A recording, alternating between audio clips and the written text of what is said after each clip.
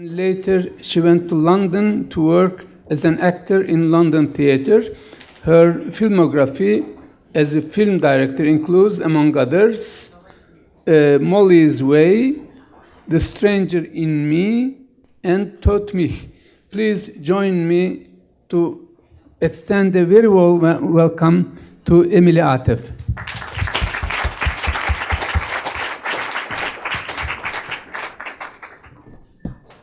Thank you.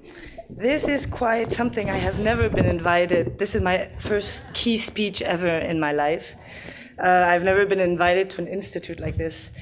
I'm a Emily, virgin. if you can make it in louder. 15 to 20 minutes time, I don't know if I could do that. We can have time for questions, because I'm sure that the audience would like to ask you questions. I don't know about that. How you managed to become so successful at this young age.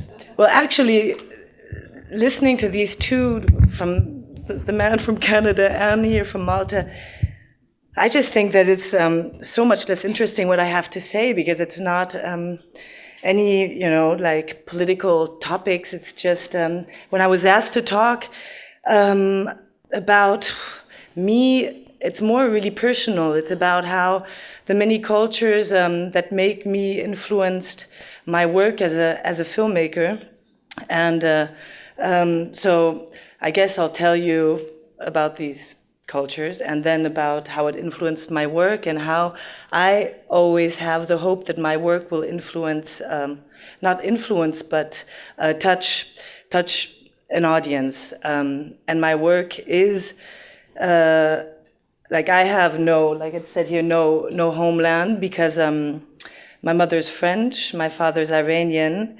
They both left their countries when they were 25 and met and came to Germany, in Western Berlin, in '62. So just when the wall was freshly built, they met.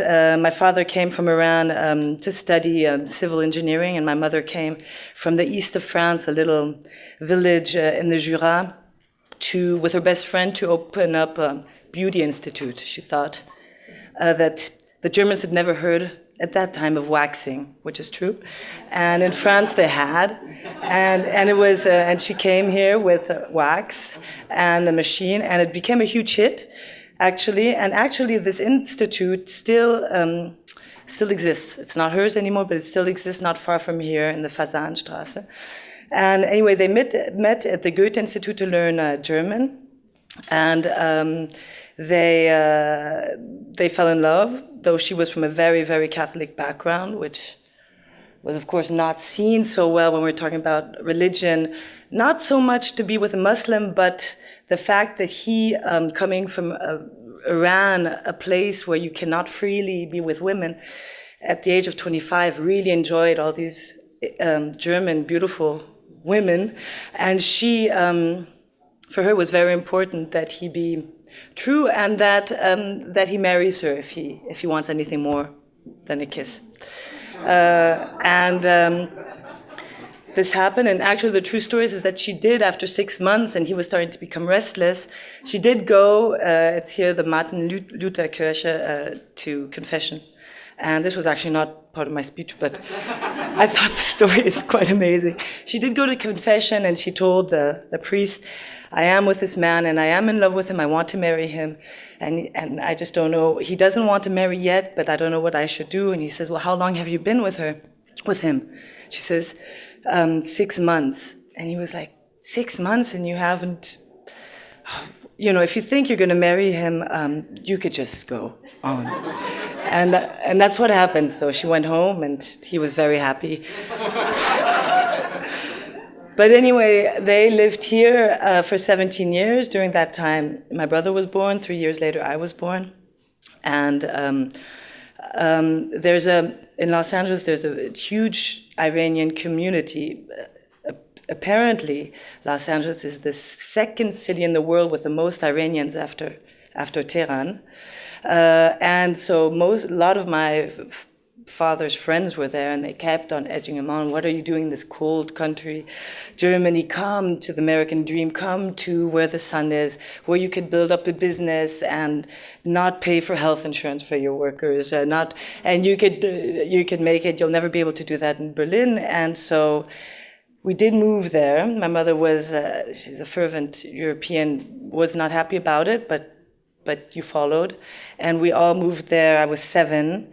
And my brother and I pretty quickly got the language and even the accent, but it was quite, it was difficult. It was difficult for me personally to adapt. It was such a different way of life for children. It was I was definitely an outsider. Coming from Germany, I mean, there was very different codes. Codes like my mother bought me a bicycle, for example, and it was a boy's bike, which in Germany, really, you didn't even know if the bars like this or like that. But going with this bike to school in America, in Los Angeles for sure, it was, of course, I was extremely teased, also because I had very short hair. I had John Lennon glasses because my mother thought it was quite beautiful, and they all had long hair. And it was difficult. Funny enough, as a child, one doesn't even talk to their parents about that. You keep it in, and you're tough, and you get tougher. And then I finally did get accepted, and then really started to merge in the culture and enjoy it, which my parents found terrible. Because, I mean, especially my mother realized that both my brother and I, which is normal, were becoming little American children. And they decided that we should go back to the east of France.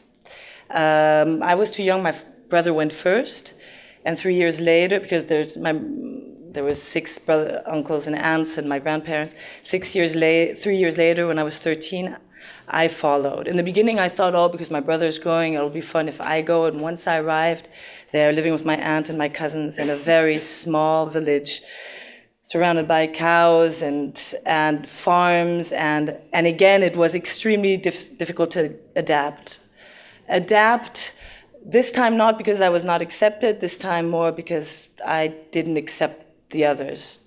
I found that they were backwards, I found that they were farmers, I found that they had no taste in music, didn't like the way they dressed.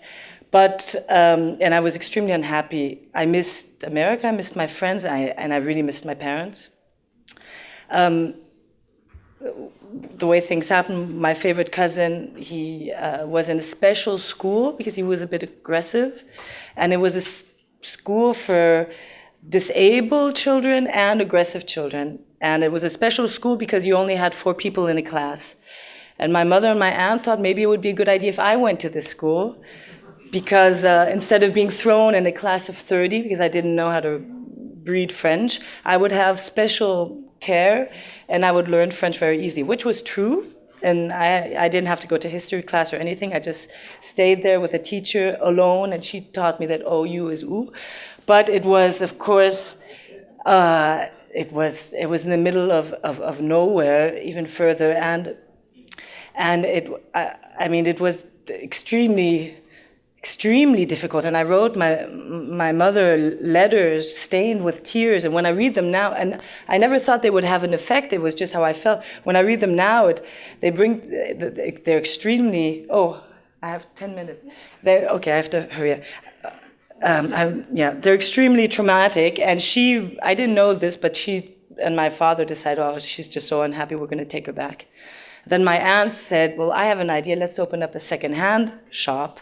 Why don't you come to France, and then you could stay with Emily? And that's what happened. My mother then talked with my father, and he says, yeah, to have her stay, you go there, and then I'll come when I can. So for 6 years, so for me it was fantastic, she came. For 6 years till I did my baccalaureate, my high school diploma. We lived in the east of France, but I got out of that special school. And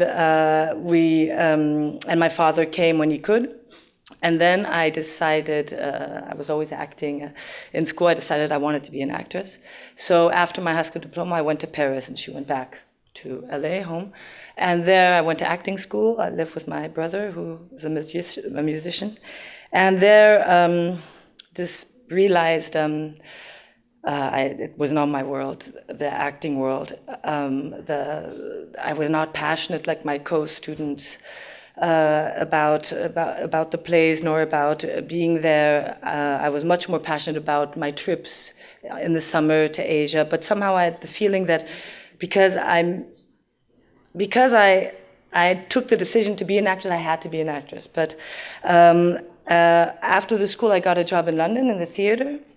And basically I hated Paris too. I have to say that.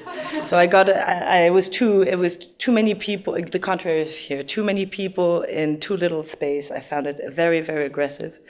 And what I found really frightening is that it made me aggressive against other people too. And so I fled to London, which is also an aggressive city, but in a way bigger and a place of freedom somehow. It was, and this was the first time, that's what I wanted to come to, it was the first time ever, it was where I felt, I was in a place, I didn't know anybody, no friends, no family, but a freedom of possibilities, and where I found that my past, the things that was always so difficult for me to not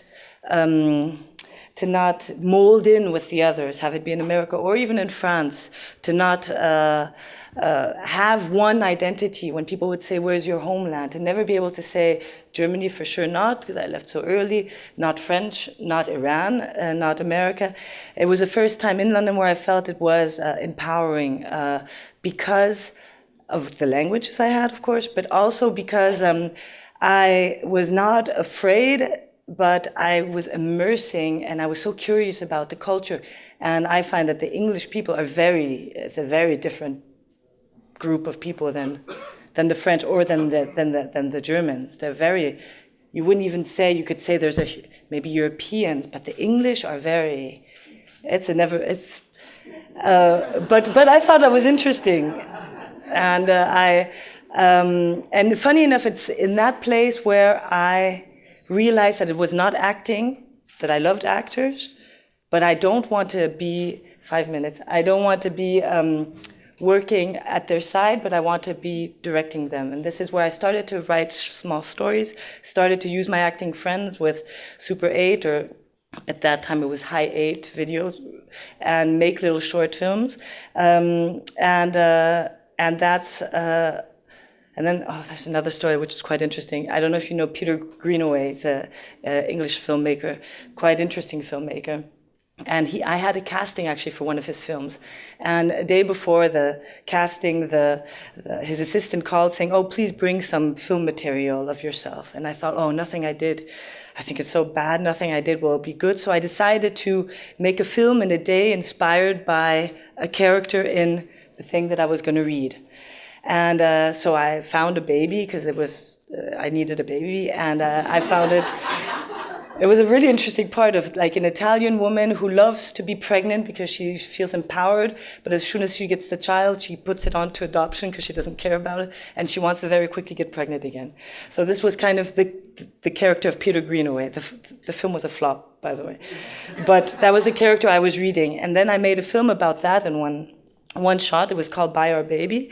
And then I went to the casting, and I did it, and I gave him this DVD thinking he will never watch it for sure. I mean, the VHS, because he doesn't have the time. And then the next day he called, they called, the assistant called, and I thought, oh, did I get the part? And they said, no. But Peter loved the film. He watched it 2 times and with his producer, and will write you a letter. He thought it was great.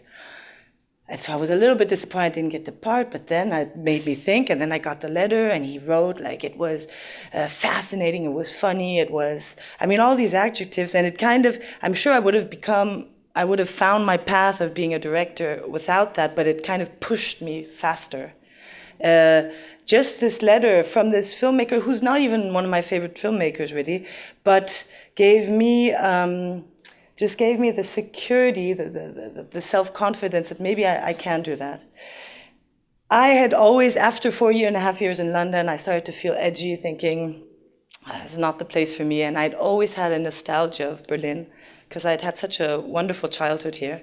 And I'd kept going back and to my childhood friends and meeting new friends. And one of them, Nicole Gerhardt, which is actually the producer of my 2 last films, she was in this fantastic film school that's in the Potsdamer Platz called the DFFB.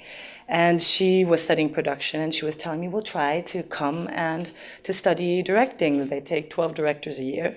And and that way you could come to Berlin as well. And so I tried this. I applied. You had to make a film. My brother had just met an African girl, and her family was inviting us to come to Cameroon for Christmas. And so I thought this was the perfect place to make the film, because all the other German students are going to sell little, just give little films done in Cologne or in thing, and mine was going to be from Africa, and it did help. It did help. I don't know if the film was so good, but the fact that it was in Africa, I think, was really, and I did get into the school, which was a fantastic. It was wonderful. At this point, I really I knew this is what I want to do, and so to hurry up because I wanted to show you a few things. I made 3 feature films. My first one, Molly's Way, was shot in Poland, about an Irish girl who basically arrives in a little coal miner's town in Poland to find the father of her unborn child, and basically she finds, it's an identity search, she finds to herself through meeting these Polish, the Polish people of this town. And the second film, The Stranger in Me, is the story of, set in Germany, story of a woman who is in a very good relationship, is pregnant, wants to have this child, and she gives birth to her son, and she basically feels nothing, no bond, no nothing, but she knows she cannot voice this, and she falls into the hell of postnatal depression. But because it's such a taboo, especially in this country and I guess in many others as well, she doesn't even know what's happening to her. But little by little, basically she comes out of it through the help of some people, and she starts to feel for her child, feel again for herself.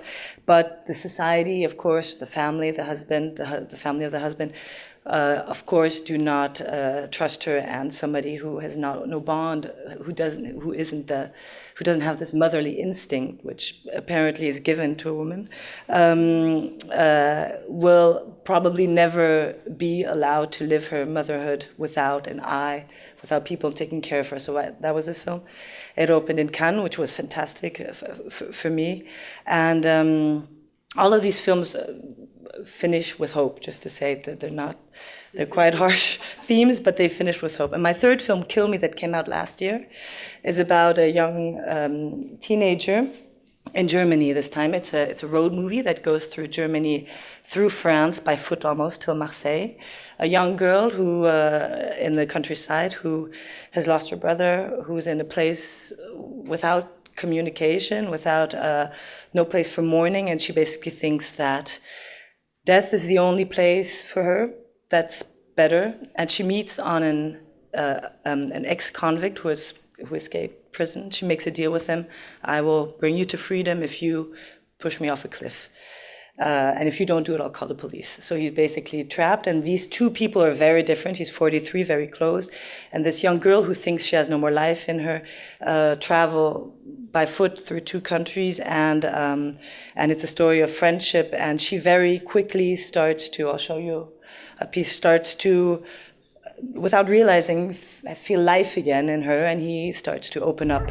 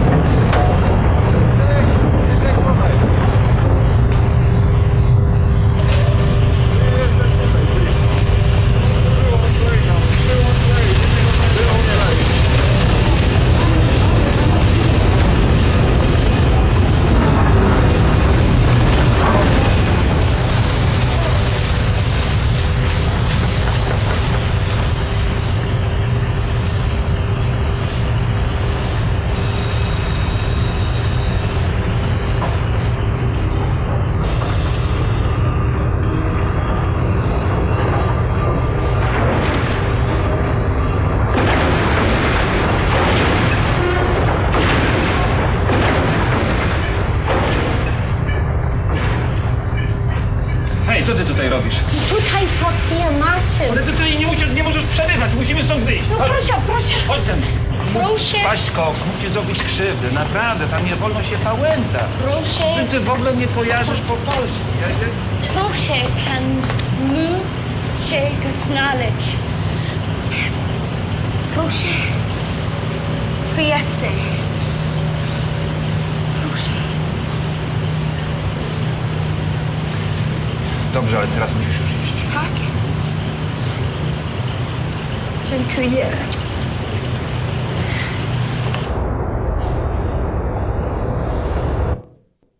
Okay. I thought it was interesting to go completely into a different world for her, or a different environment and a different language.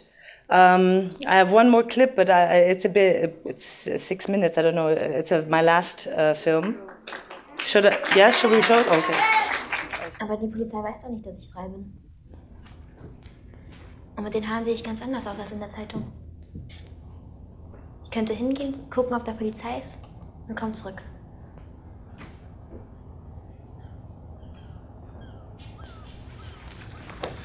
Ich gebe dir die Adresse. Mit dem Geld nimmst du dir ein Taxi, sonst findest du es nicht. Wenn die Polizei da ist, fährst du vorbei und kommst zurück, ja? Du guckst dir alles genau an. Vielleicht kann man über das Dach rein. Gib mir deine Uhr. Es ist jetzt 9. Wenn du bis 13 Uhr nicht zurück bist, weiß ich, dass etwas passiert ist. Dann hau ich ab.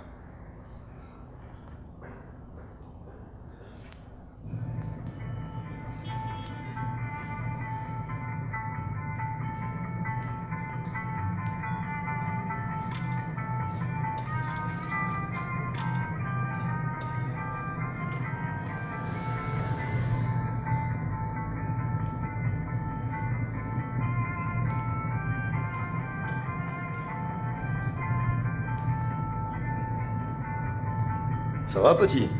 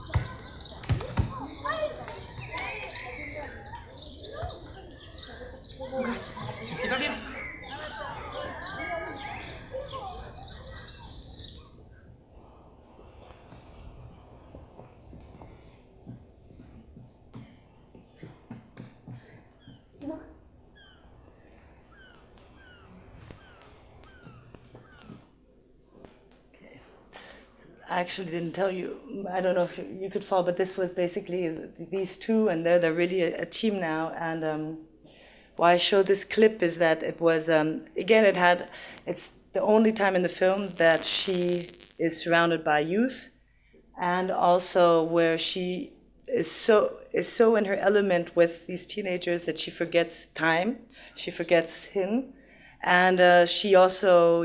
It's the first time she really smiles, and you could tell that even if they get taken, even if they don't make it, she or he doesn't make it, she will survive because she has this life in her. That's why, but I should have told you that before. Thank you.